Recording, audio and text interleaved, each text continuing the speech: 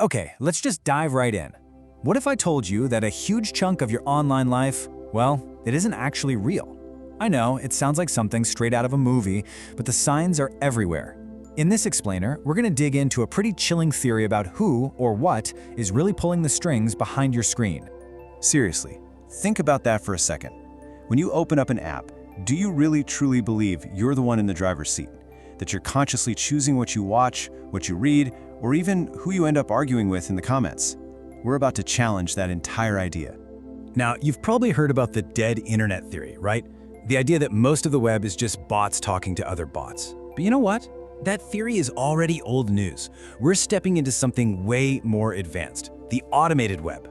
And this isn't just a web cluttered with a few dumb bots. No. This is a web that is actively and very intelligently scripting your reality. So that brings us to our first section, the illusion of control. See, the whole system is built on this one big lie that we've all kind of bought into, that you're the one making the choices online. Let's peel back the curtain on why that's just not the case anymore. This quote just nails it perfectly. The internet used to be like a giant library, a place you'd go to find information. But that's not what it is now. It's become a Skinner box, which is basically an environment designed to condition your behavior. It's an active system that's constantly running experiments on you to figure out exactly what pushes your buttons.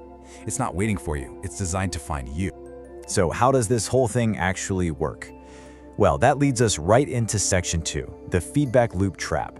It all boils down to this incredibly sophisticated feedback loop that has gotten scarily good at keeping you glued to your screen. It all started innocently enough, right? Step 1 was just basic recommendation. Hey, you like this, so maybe you'll like that. But then it evolved. The game changer was step 2, trigger prediction. The system stopped caring about what you like and started getting really good at predicting what will trigger you. And that leads us to where we are now, step 3, a fully scripted reality, where an AI is feeding you a perfectly curated sequence of content designed to keep you emotional. And why would it do that? Well, this chart says it all. It's just simple economics. The algorithm learned a very valuable lesson. An angry user is a highly engaged user. Think about it.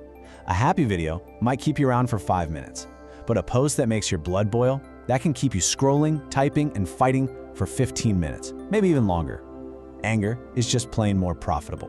Which brings us to our third and honestly, maybe the most disturbing section, the synthetic population.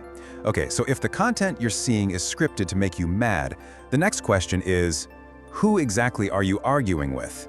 And listen, we're not talking about your grandma's spam bots here. The automated web is filled with context-aware bots. These are AI agents that are literally programmed to pick fights and provoke you. And as you can see, they're designed to look completely real. They use slang, they use emojis, they even throw in typos on purpose, all to keep that profitable anger loop going. So I really have to ask you, think back to the last time you got sucked into some pointless, heated argument in a comment section. Are you 100% sure the person on the other side of that screen actually had a heartbeat? Or were you just feeding the machine? And all of this, all of it, is building toward what we're calling the predictive endgame. If you thought the army of AI bots was unsettling, well, this is where the theory gets genuinely terrifying. I'm willing to bet almost all of you have had this happen. That really spooky moment where you just think about something. You don't say it out loud, you don't search for it, and then bam, an ad for it shows up. Your first thought is, my phone is listening to me. But what if the truth is so much weirder than that? What's really happening is called predictive programming. The system has collected such an insane amount of data on you, every click, every pause, every location you've been to, that it doesn't need to listen anymore. It can build a digital twin of you, a simulation so accurate that it can predict your next thought, often before you've even had it yourself. It's not listening, it's simulating. And this quote right here is the final, chilling destination of all this. The ultimate goal isn't just to read your mind, to sell you a pair of shoes. The goal is to get there first, to plant the idea, to suggest the desire, to in effect, write your mind for you. So is that it? Are we doomed?